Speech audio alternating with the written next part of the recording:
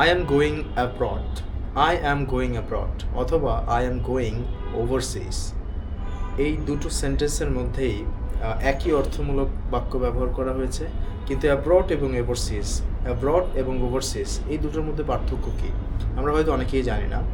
Abroad মানে বিদেশ, overseas মানেও বিদেশি বোঝায়, কিন্তু ছোট্ট পার্থক্য আজকে আমরা এই ভিডিওতে জেনে নেব।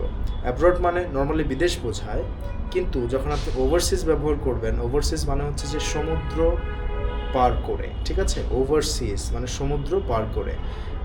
ইউ ক্যান সে, কেউ যদি অস্ট্রেলিয়ায় থাকে আপনি বলতে পারেন মাই ফ্রেন্ড লিভস ওভারসিজ, সেক্ষেত্রে ওভারসিজটা ঠিক হবে। আবার আপনি এটাও বলতে পারেন মাই ফ্রেন্ড লিভস অ্যাব্রড, সেক্ষেত্রেও আপনি অস্ট্রেলিয়া বলতে পারেন, সেক্ষেত্রে আপনি অ্যাব্রড বলতে পারেন। কিন্তু ওভারসিজ বলতে হলে অবশ্যই সমুদ্র পার করে কোনো স্থানে, যেটা বিদেশ হতে পারে, সেটা বলতে হবে। কিন্তু অ্যাব্রড মানে যে কোনো দেশ, অর্থাৎ নিজের দেশ বাদে যে কোনো দেশ হলে আপনি অ্যাব্রড ব্যবহার করতে পারবেন। সো ডিফারেন্সটা কি? ডিফারেন্সটা আরেকবার বলে দেই। অ্যাব্রড মানে বিদেশ, সেটা নিজের দেশ ছাড়া অন্য যে কোনো দেশ।